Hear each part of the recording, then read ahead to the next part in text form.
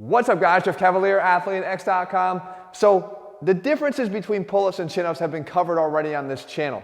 There's a big difference. However, it gets even deeper than that. There's actually a difference in the grip, in the width that you take on the bar that will determine what muscles of your upper body that you're working. So I wanted to kind of give you a little cheat sheet on how to determine what part of your upper body is working during either a narrow grip, a neutral grip, or a wide grip on a chin-up or a pull-up. And I can show you actually very, very easily because I can break out a muscle marker to do this. Now, follow the path here. It actually gets pretty easy and I'm going to break it all down for you.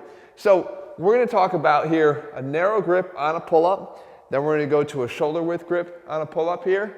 Okay, and then we're going to go to a wider grip on a pull-up. Then we're going to flip our hands around so we're going a chin-up now this way, again wide. And then we're going to go into a shoulder width grip and then nice and narrow, hands right next to each other. And what happens is, it actually travels in a loop, in a circuit. So my hands are narrow right here. I'm actually working right here through my forearm, down through the brachioradialis, and through here.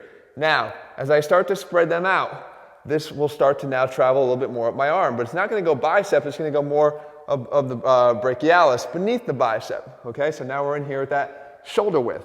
Now as I continue to go wider, we all know, because we probably felt it a million times, what it starts to do then is it goes down and back here into the lat.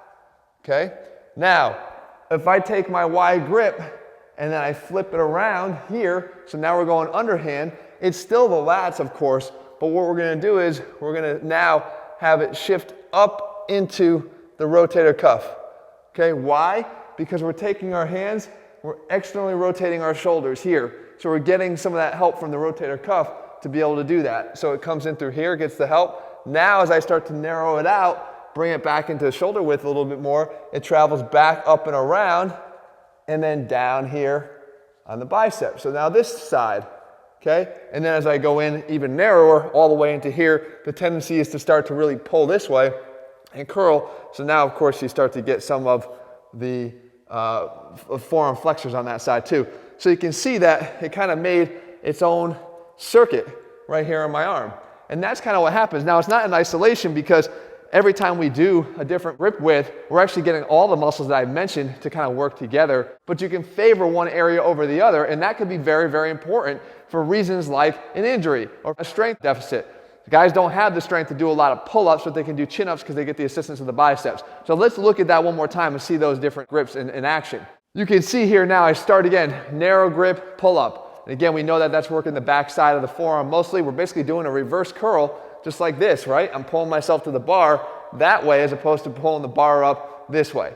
Then as we go up and narrow and widen out just a little bit more towards shoulder width, now we're doing basically a hammer curl, right? We're doing this, pulling ourselves up that way, okay? Except we're actually, instead of pulling the dumbbells up this way. So we're doing a hammer curl working the brachialis. Then we get nice and wide. Now we know that we're working here the lats. And you can see as I do it here, the lats are fully engaged. Of course, yes, the same muscles that we talked about before are also working, but the focus is shifting away from them. Then we flip underhand. We're going that wide grip chin-up that I already talked about. That's the rotator cuff in action, helping us, of course, with the lats and the biceps too, but we can shift that focus by the biceps to assist the lats as well. And then finally, we go really, really narrow. And again, we can still work the lats also. Remember, never in isolation, but we're also going to get a little bit more of that tendency to pull with the forearms when we're in this tight. So we're going to work more on those forearm flexors. The last thing I'll say, guys, I mentioned it before. If you have brachialis pain, right, that makes it impossible for you to do pull-ups, or brachioradialis pain that goes right down into your forearm as well, you can't do pull-ups. It hurts like hell. If you flip around and do a narrow grip chin-up, you'll see that it actually is a lot easier for you to do that, and it still allows you to hit the lats in a different way that doesn't make you have to avoid the exercises altogether, or avoid that muscle group altogether. So you can see knowing the difference between the different grips is going to come in handy for you at any point in time in your training. And we know when to program those. There's times when I don't want to hit your forearms. I want to make sure I'm shifting more of the focus to your lats, or I might want to get the rotator cuff involved a little bit more because I know you don't train it enough.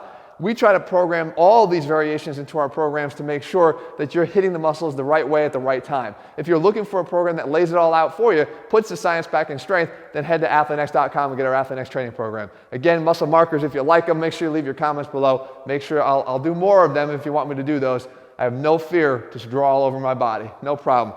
This shit comes right off. All right, guys, we'll be back here again in no time. See ya.